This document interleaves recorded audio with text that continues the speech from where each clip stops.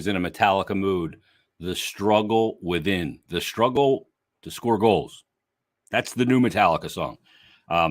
Bill Meltzer from NHL.com, PhiladelphiaFlyers.com, HockeyBuzz.com going to join us in just a moment. We got a ton to talk about. And we're actually going to talk about Alex DeBrincat and Johnny Gaudreau. We're going to revisit that topic. Plus, we'll talk about the team, what they've done of late. Win last night against the New Jersey Devils. Hockey makes 0 sense. They outshoot the Devils 33-18 in their last game. They lose 3-2. They get outshot last night 49-24. They win 2-1. That's hockey in a nutshell. Let me tell you about BetParx. Fantastic casino and sportsbook app, and it's right in the palm of your hand. Simple to use, easy to navigate. You do not need to be a savant with the phone to figure it out or online. Take it from me. This BetParx app is everything you've been looking for in a mobile casino and sportsbook. And like I said, it's right in your pocket. It travels with you. Easy to sign up, easy to deposit, easy payouts, faster to win than ever before. You got to check it out. World Cup final. You got Argentina and France. I think France is a slight fave. You can get in on that action, plus some live in-game action. Obviously, hockey. You've got college, college hoops and pro hoops. You got football still, tons to bet on. So get the BetParx app. And right now, all BetParx users can use the promo code Jason750. That'll get your risk-free bet up to $750. New and existing users, Jason750. Terms and conditions do apply. So download the BetParx app today. You do need to be over 21, present in Pennsylvania or New Jersey. Gambling problem, call 1-800-GAMBLER. Today's kind of a momentous day, speaking of Conquerville Subaru, because my son, Evan Xavier Myrtetus, today is his 16th birthday. And if you recall from when I was back on the radio with Mikey Miss, on the Mike Missinelli show, the first time I had the commercial, it said, I bought my first car at Conquerville, and my son's going to buy his there too. And Mike chimes in and says, your kid is 8. Not 8 anymore. I shot Mikey Miss a text this morning.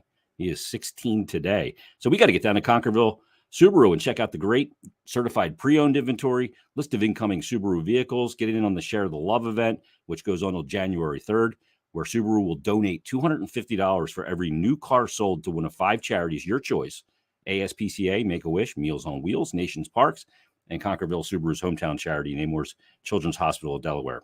December, great time to visit the beautiful showroom of Route 202 in Glen Mills and check it out. Head in there for the holiday break. Check out that certified pre-owned inventory and a list of incoming Subaru vehicles. And it's more than a dealership, great service department, free car wash with every visit. Visit ConquervilleSubaru.com and check out the showroom of Route 202 in Glen Mills. And remember, Conquerville cares. Let's get to him right now. You know who he is. NHL.com, PhiladelphiaFlyers.com, HockeyBuzz.com. It's Bill Meltzer. Billy, how are you? I'm doing well. I'm still marveling at, I've seen many great goaltending performances over the years, but you have, it's tiered. There's a stratosphere of it. And last night was A++, not just the number of shots that Carter Hart saw, but the difficulty, the breakaways, 2-on-1s, point blank shots, deflections. The way he was tracking the puck was phenomenal on a whole other level. And considering that he didn't have his best game the last time out, that was a statement game from him, and just shows that as we've talked about who are just the pieces are part of the solution. That was case in point, and Exhibit A as to why Carter Hart is one of those guys. So that was pretty cool to see. Yeah, he grabbed that Sharpie marker and for the list of guys, it says, "Are you part of it going forward here?" And he put a huge check mark next to his name again last night. I mean, I think he's got 10 of his 23 starts where he has over a 940 in-game save percentage, which is a stunning number. But like Bill, that performance last night, you mentioned there's tiers of great goalie performances and all the odd man rushes, breakaways, fighting through traffic, all of that. Even the goal that was scored was a beautiful one from Jack Hughes to open the scoring in the game. But that reminded me of Yarrow Halak in 2010 against the Caps. That's the level that goaltending performance was on. Yeah, for sure. And or Michael Neuwirth against the Caps. Yeah. That one game absolutely stole in that playoff series. That last night's game from Hart reminded me of that. Where just after the early Hughes goal, no one was beating him. You just knew no matter how difficult the save was, he was going to come up with it. And that's pretty amazing, especially given as last night, as with most games, that the the Flyers have no margin for error pretty much any night. And, it's kind of amazing. I was looking at some numbers today for the Friday forecheck column for the Flyers website. And last night was the 12th game out of the 31 they've played, but they've entered the third period tied. Now, only the second one they've won. But 12 games have been tied going into the third period. And they've also had 8 games where they've led going into the third period, which they've won 7. So that's 20 out of the 31 games that have been up for grabs going into the third period. Yeah. Yeah. That's amazing. And, it's amazing. That speaks to great goaltending because they're right at the bottom of the NHL when it comes to goal for. So the goaltending is keeping them in it. Even though they gave up 49 shots last night, way too many odd man rushes. I think the thing that just impresses me the most is that Carter also knows, Bill, that his team, we talk about the NHL. I always say it's a race to 4 goals. For the Flyers, it's a race to 3 that they don't often get to the finish line. And knowing that through a game that, against a team like New Jersey that's stingy as well, and knowing that you just, after that first goal, you really can't give up anything else or you're not going to have a chance to check a win. It's just not going to happen. That's a huge amount of pressure on him. And he seems to be dealing with that part of the equation masterfully. Oh, absolutely. His focus level, that's been a definite area where you've seen him grow a lot. Even last year, even in the bubble season, there were still times where he'd get beaten early in the game or whatever, and before you knew that another one was by him, whether his fault or not. And he gets refocused immediately, even in some games that haven't gone his way this year. Mm-hmm. He just reels it back in and gets reset, and that mentality takes time to develop. Once the goalie develops it, that's when he's really hitting his prime, and that's been to be the biggest thing here because he's still a young goalie chronologically, right? Yeah. But he's hitting his prime right now, and it's great to see. Well, Bill, the one thing that people say he's hitting his prime right now, trade him because you can get a ton for him. And the Flyers are 4 to 6 years away from competing anyway because of a rebuild. I don't subscribe to that. I think a goalie prime is basically 27 to 31, 27 to 32. Most guys at his age aren't even in the league yet. And if they are, they're just scratching the surface. I mean, Jonathan Quick wasn't in the league. Won 2 cups. I thought he was the best goalie on the planet for a 3-year period. A lot of guys are like that. To me, I'm not trading him. I can never gauge where my team is in a process of rebuilding without goaltending. You just can't. For sure. No, you absolutely can. And while nobody is untouchable completely, there are fantasy trades you can make up. Oh, sure, yeah, I would trade Carter Hart if Connor McDavid was coming this way. But those things are just not going to happen. But you look at you look at the team and where it is and what you're trying to build. When you're trying to build a team from scratch, very often you start from the net out, right? And as such, when you have a piece like that, you hang on to him. And yes, the Flyers have depth in goal. Well, maybe maybe you can trade from some of that depth in goal as you move ahead. Urson is a good prospect, and Kolosov looks like he's going to be a good prospect. But there's a development process to get there, and I'm really not a believer in you get better by getting a lot worse. Yeah, I think you have to have pieces you build around, even before you add pieces through a draft or through trades and bringing in young players in some deals. I think that you have to have some pieces. Okay, this is part of what we're building with, and Hart is absolutely one of those pieces. So I don't subscribe either to you trade him now, or you listen, sure, but I can't imagine a trade that would make sense on another side to where that might be something you would do. Yeah, I agree. And when I look at Hart too, I just see a guy that can be the cornerstone. To me, the franchise goaltender is equivalent to the franchise quarterback in football. If you don't have one, you're looking for one. And you would think, I see a lot of it on Twitter, trade him because you can get a ton for him. And I look at it and I go, Flyer fans have amnesia because for so many years you had a good team, but you weren't strong enough in the crease, and that cost you not only maybe going another round in the playoffs, but it probably cost them a cup at some point in the 6 times they've gone to a cup final since they won back-to-back cups. No question. 2010, if the Flyers had an elite goalie, they win that series. I mean, Leighton played well. I mean, 3 shutouts against Montreal, but still, he wasn't a high pedigree goalie. No, and he certainly didn't play to that level in the finals either. Exactly. So that's really where that separation happens sometimes. And even you go back to 97, the Flyers got swept in that series, but 3 of those 4 games were up for grabs. And Mike Vernon just outplayed both Hextall and Snow. Yeah. And that could be all the difference in a series. And that's if you have a special goalie, an elite tier goalie, and Hart certainly has the ability to be that, you hang on to him and you build around him. And simple he's 24. Yeah. Let's not act like he's coming up to the end of his prime or something like that. He's not.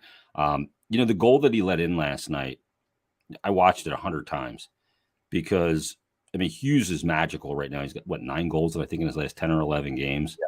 He's been great, and you see the guy floats on the ice. Provorov gets too wide there and gives up the middle of the ice. I think he maybe thought he had some support there in the middle, and he did. But the fact that he walked through basically 3 guys reaching with their sticks and giving up the middle of the ice was something that I know Torts is going to show on video ad nauseum, because you got to play inside the dots, especially on a PK on an entry. You'll give him wide. He's looking to attain the zone wide, but when you give him the middle, he's going to take it. And then he's got an option as he goes in, guy right there, cocked and ready with the trigger position if he wants to lay that puck off for a surefire goal. So Sanheim's got to kind of pull up a little bit. But Hughes, unbelievable. And the Provorov defense on it didn't look good, and it didn't look good for Provy. It really didn't. That was something where, and I do think he had support there. Yeah. He thought he had support. Sedlak was one of the guys beaten there too. It was quick succession. It was Sedlak, Provorov, and all of a sudden he's scoring. That was there were other plays in that game, and Tortorella after the game, rightfully so, called out the neutral zone play. And there were times if you give up the neutral zone too easily, you're going to make your defensemen look bad because they have to back in at that point. And when you have a team with all the speed that Jersey has, if you're forced to back in, you're in real trouble. So it's so you look at the defensemen a little bit, but it really is about the team. I mean, why did they limit Jersey so much the last time they played them? Because they controlled the neutral zone. Jersey couldn't attack them with speed very often. That's a game that you play that game 10 more times, unless your goalie just plays the way Hart did, you're going to lose that game 9 out of 10 times. So. Yeah. The thing is too is when they transition and your neutral zone plays bad, they're back on top of you so quick. You almost don't have time to gain your structure and your spacing, and I think that was part of it, because they were a little redundant there on the zone entry too, but they just all misplayed it and were reaching. The subplot last night, Bill, and probably becomes a main story today, was the fact that Kevin Hayes didn't play an entire third period for a second time this season. We're not even at the midway point. We're 31 games in. He's been benched for an entire period, 3-0 loss against San Jose. He and Konechny were benched. Konechny picked up some of his minutes last night, and he didn't see the third period ice at all last night in a very tight game. And he's your highest point producer right now as well. Yeah, I mean, Tortorella has not made any bones about calling him out for the two-way part. I mean, listen, the Flyers, I thought one of the interesting sub-stories from last night's game, and he pushed the right button. Tortorella absolutely pushed the right button there. He reversed the deployment of the PP1 and PP2, but at the start of the second period. Yep. Actually, they were sending the unit with Lawton out there to start power plays, and they would finish power plays too. They'd get about 25 seconds for what usually is PP1, of which Hayes is an integral part, and he wasn't the only guy screwing up, because they just could not remotely get an entry. I don't care which side of the ice they tried. They looked like they were dancing to a different song every guy. Yeah, it was horrid to watch. And then the little tap dancing routine that he had at the blue line, where he finally got stripped and it goes away for another eye, and that was it. That was really the final straw as to to why you didn't see him again the rest of the night. He just had nothing going last night. So I'm sure given another day's space, Tortorella will say, is he in my doghouse? No, he's out of my doghouse. He's a key player for us. But I was going with the guys who had it going a little bit more.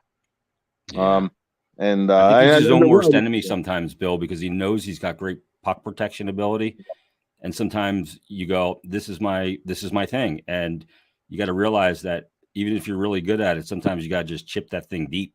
Yeah. And that's what I thought Lawton and Cates did that especially well in last night's game. Every other line spent way too much time defending. Mm-hmm. They actually helped stabilize things. Yeah. And I don't know how the underlying numbers ended up looking, just because Devils had so many shots and shot attempts.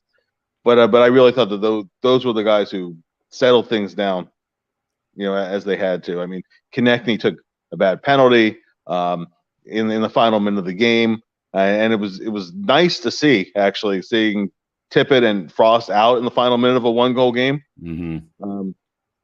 They look like guys who aren't comfortable defending a 1-goal lead against a. But I mean, one thing Tortorella indicated is he's going to keep sending them out there, keep giving them that chance, and see if they learn to handle that situation, which is good. That's what you want to see. But Tortorella made the point that you need guys who help stabilize things, who can change the momentum a little bit.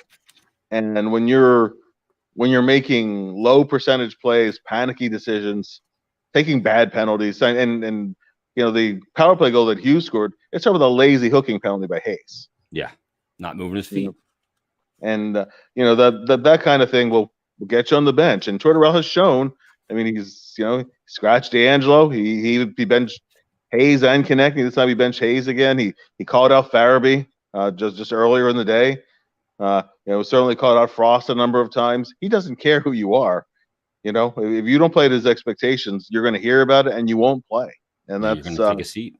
Yeah, and that's he's consistent with that. So it's up to the players to adapt. I expect Hayes to see his normal ice time against the Rangers. Flyers will need him to step up against his old club. Yep.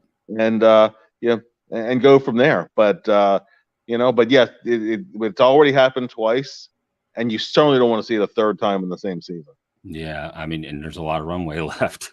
There really is. The deployment of Noah Cates, Bill, I think is a really interesting thing too, because this is, by NHL standard, a young player who doesn't have a ton of experience. He comes out of a 4-year program in college, so he is way more mature. But boy, is he getting handed some really mature responsibility on the ice at very key times. And to me, he's answered the bell. He never seems overwhelmed or like the puck's going to explode on him in key situations in a 1-goal game or a tight situation. Really calm player, very detail-oriented, as we know. But John Tortorella is really putting him in a lot of positions. And while we're finding out all this, data and, who's who and what's what, we're finding out that this is a player that looks to me like a good fit as a long-term 3C. I was going to say, more as a bottom 6 guy. Yep. They're determined in him being a center. Over time, he'll get better on faceoffs. In doing that deployment, you are going to sacrifice a little offense with him, and I think that's shown so far this season. I mean, he actually last year in his brief time with the team, he actually had, I think, as many, if not more, points in that short span as he's had, over 31 games. 9 and 16 last year. Yeah. So. But if you look at the bigger picture, and actually last night he added a little offense into it too. Made several good plays in the O-zone. Passed the puck pretty well. Actually assisted on both of the goals. But the second one, he made a really good play along the blue line that actually created the shorthanded break created the breakaway opportunity rather for Konechny. So he does a lot. He specializes in the little things. He can help you without contributing points. And incidentally, I thought in the third period last night, just talked about Tippett and Frost in the last minute. I thought those two guys, as the clock was winding towards the latter part of the period, those two guys made a couple pretty good defensive plays too. Yeah. That rubs off. I mean, seeing a young guy like Kate, seeing a peer doing that can rub off on teammates too. So, you know, obviously the Flyers have a long way to go, and it's going to go beyond this year. But those are the little things that they're trying to establish when I talk about the standard of play and those kind of things. You know, the playing more the way that Cates plays. Yeah. Just in terms of the attention to detail and in terms of the poise. You know, you don't panic into making low percentage plays. You just keep rolling, keep playing your game. So I feel like if it was 2013, 14 or 14, 15 with the roster that they had, if they had this identity that this team has devoid of talent with that team that had talent, that they would have been a team that would have been needed to be reckoned with. They really would have. I think that, they're resilient. They don't get down. They battle to the end, even when they lose. They seem unaffected in a way of losing heartbreak overtime games and 1-goal games. And they come out the next game and they spill it again. Do they have every period that's perfect? Hell no. Second period the other night was hideous. There's portions in the game that still look really ugly, but they are resilient, man. If you had that identity with that 14-15 team, oofa, right? Yeah, no doubt. And the other thing I will say is that while they don't have the really top end guys, they do have guys who have talent, guys who have the upside to be contributors. Not if you look at the JVR, Frost, and Tippett line. Of course they had the 4-point game for JVR and Frost in Arizona, but I thought the first period against Colorado they were really good. Yeah. It just and they were on the ice for the for the York goal. Now in the second period it was pretty ugly for that line, and that's a little bit up and down. But but it was in the even the Vegas game they easily could have had a multi-point game. I think that line seems to be coming along. You want to hopefully you can have multiple lines going at the same time. Yeah. But so I think there are players with talent. Farabee certainly has talent. You want to see consistency. And while none of those guys I mentioned are probably going to be your point per game guys in the NHL, the real top end guys, but it's not that they're devoid of talent or that they're entirely devoid of speed either. I think they have some elements, but they're more of I think good supporting cast players than your lead role guys. Konecny's the closest thing to a lead role guy. And even you compare him to the real top end guys, the Draisaitl's of the league. No, he's not at that level, but he's a good hockey player certainly, and is in that next grouping down. So there is some talent there. They just need the lead actors, above those guys, and that's something that has to develop over time. But I think that when I think of a team that's devoid of talent, I really go back to that 06-07 team, because they had some guys who simply couldn't play, didn't belong in the NHL at all, and then you had guys who were veterans who didn't even want to be there. Yeah. And that to me felt, it's funny how they turned that around in a year, because that felt like a more hopeless situation than the current situation, having lived through both of them. Yeah, I mean, TK is an interesting one because, as the 3 24-goal seasons in a row leading up to the 19-20 season where he played 66 games and had 24 goals. And this became a little bit of a thing last night. A guy tweeted me, Kevin Ferguson. He said, this team needs top 3 picks the next 3 years. TK will never be a 30-goal scorer. Of course, my wife's calling me. And sadly, by the time the Flyers are in contention, Hart will be past his prime. So many bad takes there. So I replied to him, Bill, and I just said, TK scored the 24 goals in 3 straight seasons. And in 1920, 24 goals in 66 games when the pandemic hit. And that was a 29.82 goal per 82 pace that season for him. This year, he's got 11 in 31 Flyers games played, and he's only played in 25. So per 31, he's on pace for 31.74 goals. And per just the 25 on an 82 game pace would be 39 goals. So, I mean, he's a guy that is holding up his end of the bargain. That's where he is. So that's where I mean, that's I think the best you can hope for from Travis Konechny. No, no question, and that's and that's a very good hockey player. I think he can be a 30-goal guy, or at least a guy who consistently is in the upper 20s. Is that is that an elite top end guy? No, but it certainly is a productive player who plays in the upper end of most teams' lineups. And guess what? If you put an truly elite center with him, then all of a sudden I think he is a 30-goal guy. Yeah, I think so too. Yeah, and a guy tweeted me, this guy Robert, well, he didn't like the fact that I used dude. He goes, "You really don't get to count missed games in what might have happened." He said, "I like TK Hardnose, one of our better offensive players, becoming more responsible every year.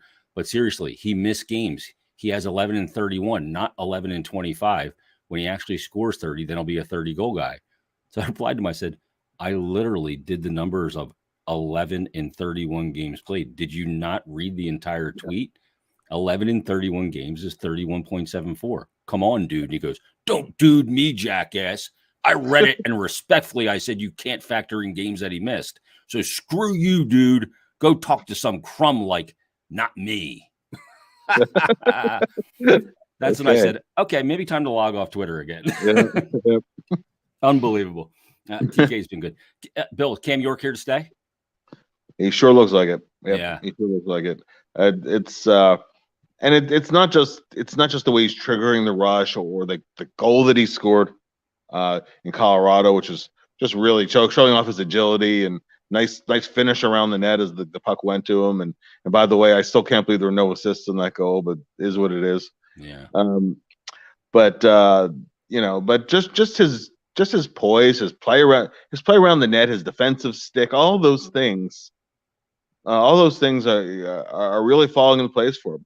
They've had him on the right side where he said he doesn't like to play, and he hasn't skipped a beat. So he certainly looks like a guy who. And listen, I could be regretting this in a few weeks if all of a sudden he goes into a slump, and it's still a small sample size. But even with the Phantoms, after being fine, not great early on, he's gotten better and better as the AHL season has gone along, and he's taken that to the next step so far since he's been called up.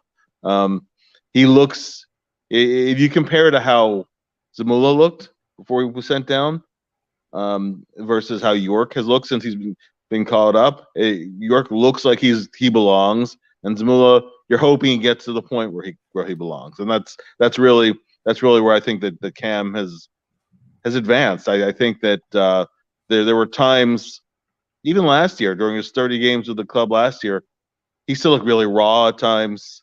You can see some polish. Yeah. That's starting to be part of his game on a more regular basis. So if I had to say sitting here today, yeah, I'd say he's here to stay. I think he'll be up in the NHL to stay. I think the line that Coach used last night, he said he just got a place in a spice factory, and Tim goes, "A spice factory?"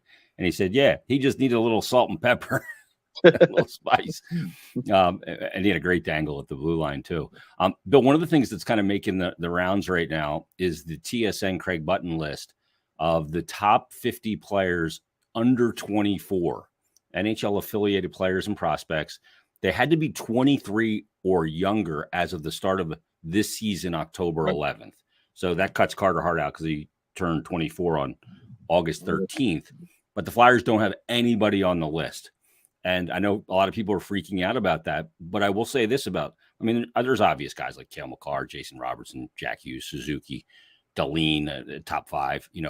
There's a lot of great players on here, but the Flyers littered this list last year and the last 5 years. They were all over these kind of under 24 lists, but they are what they are. Look, would I like to have some of these players on this list? Absolutely. But I take these lists with a grain of salt. Oh, sure. And you look at the list a few years down the line, you're going to say, well, why wasn't so-and-so on the list? Or boy, you overrated this guy. And maybe that guy has a knee injury and it takes him a long time to recover, or shoulder surgery or something. It changes over time. You definitely wouldn't have guys on the list. But, if you go back to those number of years, and this is when this is a little bit younger. This is prospect age, but if you look at the THN, the Hockey News Future Watch issues, 2018, 2019, 2020, Flyers were at the top or the top 5 every year. Mm-hmm. And you're talking about guys that were a year out, 2 years out, in some cases 3 years out from the draft year, and then for whatever reason things happen. Guys stagnate, guys fall backwards. Now when you're getting into 23, 24 years old, that's when you want to see them make that move at the NHL level to guys who are going to be impact guys. But I don't worry. I don't worry too much about those lists. I glance at them. I don't get into too much debating about them. Actually, a couple of years ago, when Ivan Provorov seemed to be that just half step away from moving into the top echelon of defensemen, this is the COVID year for the bubble, and he was left off of, I think it was NHL Network's list. He said, "I don't play hockey to get on some list." Yeah.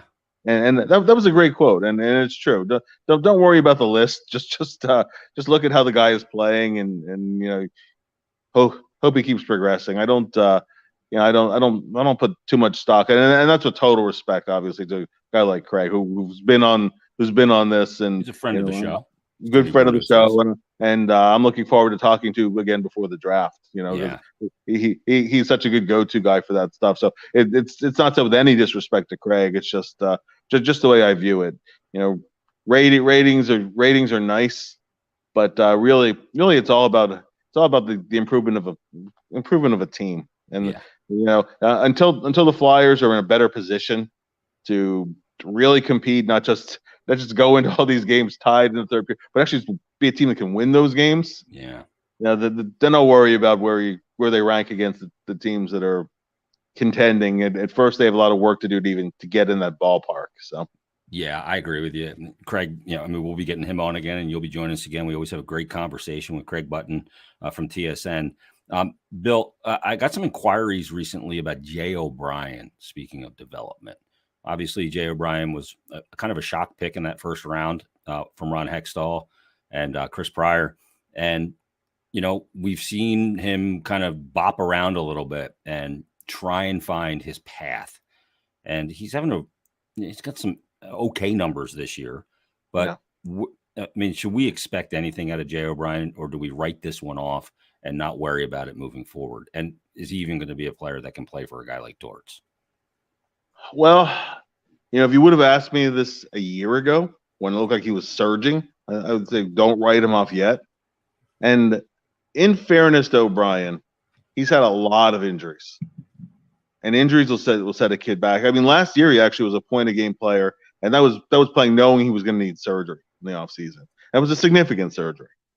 Now that being said, he's the equivalent of a fifth-year senior because he sat out a year, or he went to the BCHL while he was in the college transfer protocol. So it's now or never, and he's hit a level where he's been a point a game guy at the collegiate level, but never really been a dominant guy. He's been a good power play guy. He has a good shot. He can really skate.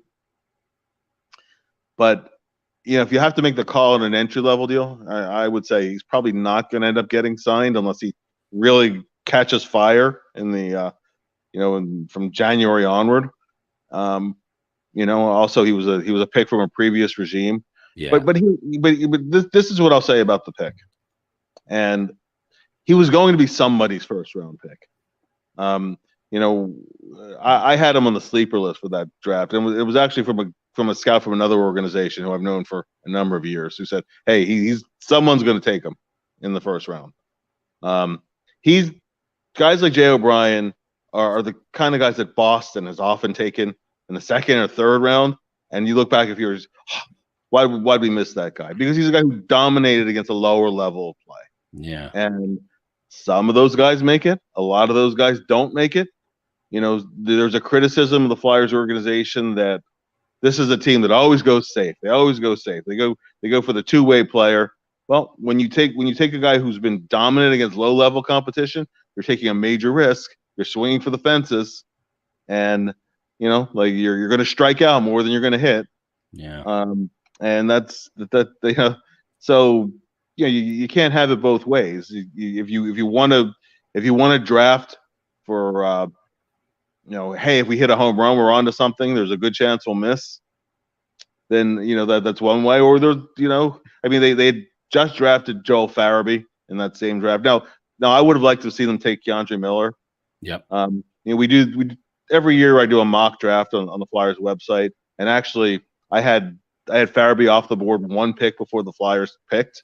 Mm-hmm. I think Dallas had the pick before the Flyers. I had Dallas taking him, and and so Keandre Miller was actually who I picked at 14 for the Flyers, thinking just his package of athletic skills, as raw as he was, as a guy who would just change position from wing to defense. No, he had a lot to learn about playing D, but just really, really loving the upside.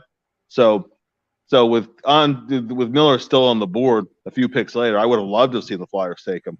But I understood the O'Brien pick.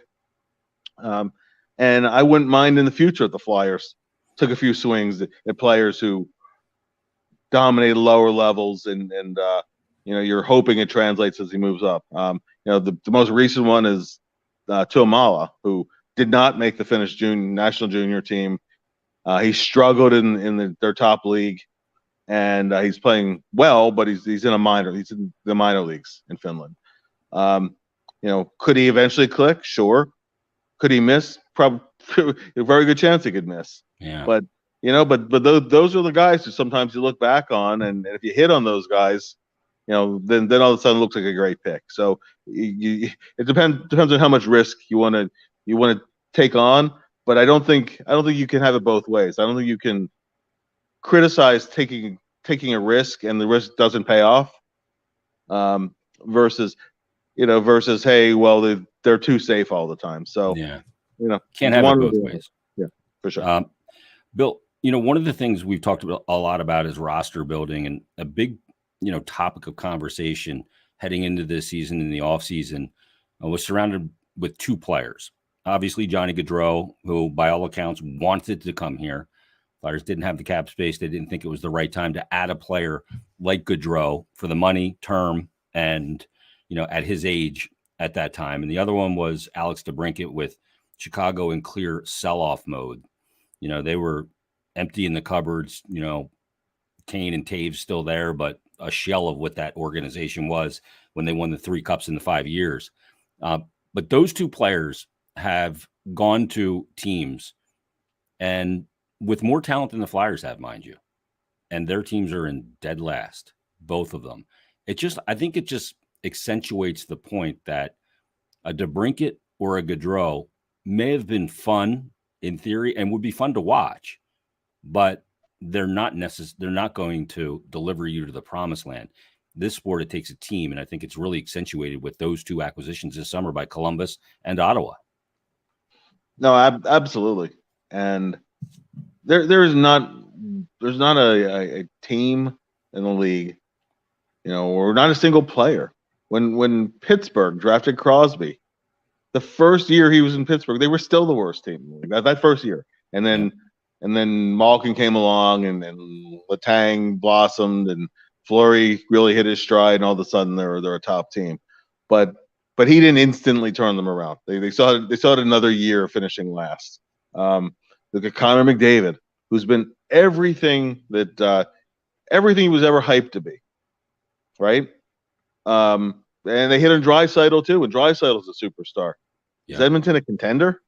Nope. No, they're not. No, they're not. They're fighting for a wild card spot, and they get and if they get it, they're still not a favorite to go very far.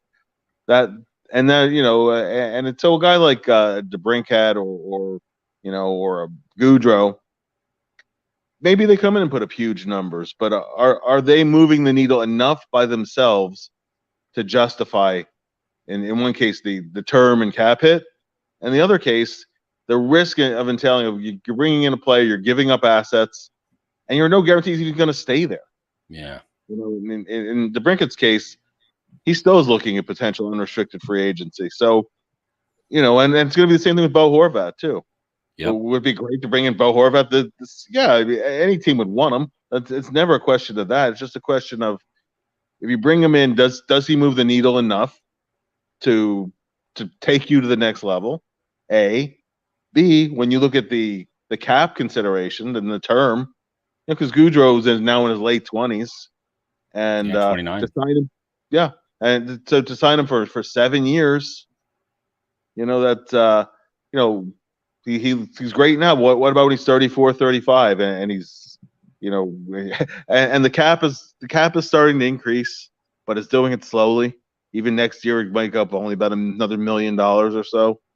I mean, it just you have to look at things from a lot of different perspectives. But would Johnny Gaudreau on these Flyers, he'd probably be leading the team in scoring? They might have another couple of wins, but would they be a playoff team? Absolutely not.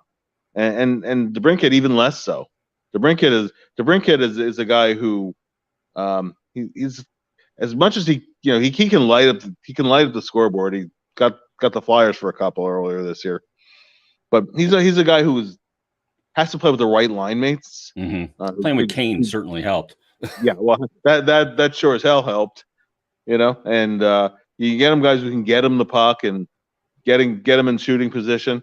But there are other things that he doesn't bring to you, and Gaudreau too, being as small as he is, if you get into a grinded out, tight checking kind of a game, might he find space and score a big goal for you? Sure. Yeah, if he's got Matthew Tkachuk and Elias Lindholm on his line. Well, exactly, and that's why that's why the line exploded. I mean, that's why you had multiple 100-point guys. So, I think you have to look at the team that you have, the player you're bringing in, what your cap situation is, player's age. There's a whole lot of factors. It certainly would have been fun with Gaudreau in particular. I don't think you can say anything other than that. And if you could move some other things around, it might have made sense. But they weren't in a situation, and the Flyers were dealing from a position of weakness, trying to create cap space. They still are to a degree, So, and you can look at the front office, and there are places you can criticize. Well, why is the team not in position to be competing for signing guys to long-term extensions when the team has been sideways for 2+ years? I mean, that's a thing that's a legitimate concern. You go, usually when your team goes this sideways, you're not extending the group, and they've done that, and they're banking on a couple of guys, and we'll see if some of those guys are actually going to still be here beyond year one with Torts.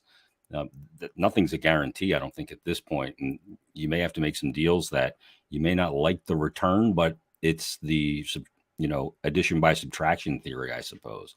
But let's wrap up on this last thing. I think this is an interesting question that Joey B, our correspondent out there in Colorado, was at the Flyers Avs game the other night. Great guy, lives out, I believe, in Vail.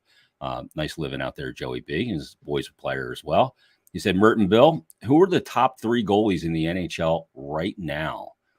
Boy, that's an interesting question, because there's a lot of really good guys. Some guys, the serious high pedigree guys like Vasilevsky, are not, having the statistical season that some other guys might be having, like Ilya Sorokin, for example, right?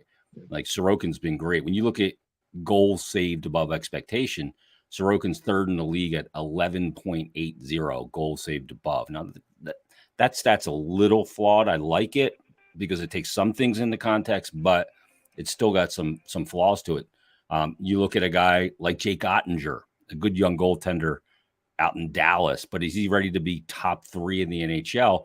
And how much do we take into account what a guy like Vasilevsky's done for a long period of time, or Shesterkin did last year, and it was just one season, and so far this season he's played in 20 games. But you're looking at the top 3. Who would your top 3 guys be? Kind of off the top of your head without really digging deep into it. I think you also have to, you have to look at the team that's in front of the player. You have to look at the track record. It can't be only from this season.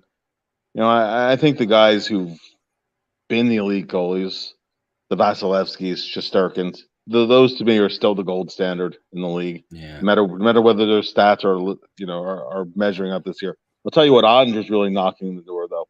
Ottinger really looks like a guy who's going to be a great goalie for a long time. We've spent a lot of this program talking about Carter Hart. He has the ability to move into that realm. There are only 32 starting jobs, and there's a lot of quality goalies in the league. Mm-hmm. There are only 32 good goalies. So, and sometimes it's just a little half step or even less than half a step as you're tearing down through the league. I think you have to go with the guys who have been the top guys until they're knocked off that pedestal. So a partial season isn't going to change that. I would go. I'd still go with the big name guys. That's as you said, Sorokin is right up there, knocking in that tier too. Yeah.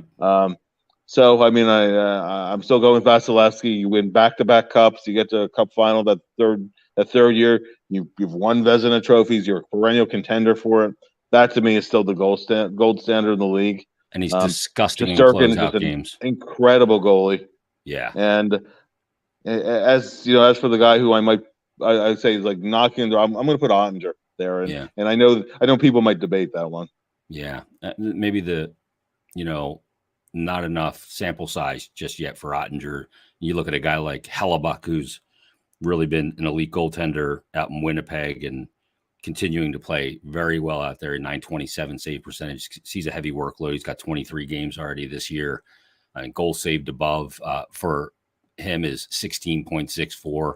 He's a guy that I would probably consider top 3. I mean, I'm still going Vasilevsky because of the closeout games, and under the brightest of lights, he is not phased in the least. He plays a ton too, which is the greatest job in the NHL is being his backup. Moose has got a great gig there with Tampa. And the other guy, the 3 I have are Hellebuck, number 3, Shesterkin, number 2, and Vasilevsky, number 1. But I really like Sorokin. Well, he just moves so good. Oh, unbelievable. But there's a lot of good goalies in the league. So interesting question to bat around a little bit. So good stuff from Joey B. All right. Yeah, are you back now, Bill? You having an audio issue still? Oh, Bill's having an audio issue. I'm having trouble hearing you, Jason. Oh, okay. Well, I'm going to let you go, Bill. We're good. All right. Well, awesome stuff. It was fun. We'll talk soon. Yep. We'll talk for Monday's Flyers Daily. There he is, Bill Meltzer from NHL.com, HockeyBuzz.com, and PhiladelphiaFlyers.com, joining us on this episode 31 of Bet Parks presents Stick to Hockey Live. Let me tell you about Bet Parks. Great casino and sportsbook app right in the palm of your hand. Easy to use. World Cup action for the final. Argentina and France. You can get in on that. All the hockey action, hoops, college and pro, football, you name it. It is all there for you with the Bet Parks app. So download it, use it. Same game parlays, live in-game betting, player performances. It's all there for you. Plus the standard teasers, props, futures, you name it. Download the Bet Parks app today. You do need to be over 21 and present in Pennsylvania or New Jersey. Gambling problem. Call 1-800-GAMBLER. All right, that wraps it up. We'll be back Monday, another brand new edition, another hockey week will be underway. But everybody, enjoy your weekend and enjoy the hockey this weekend. Flyers, Rangers tomorrow night. And we'll break that down coming up on Mondays. Bet Parks presents Stick to Hockey Live. Have a great weekend, everybody.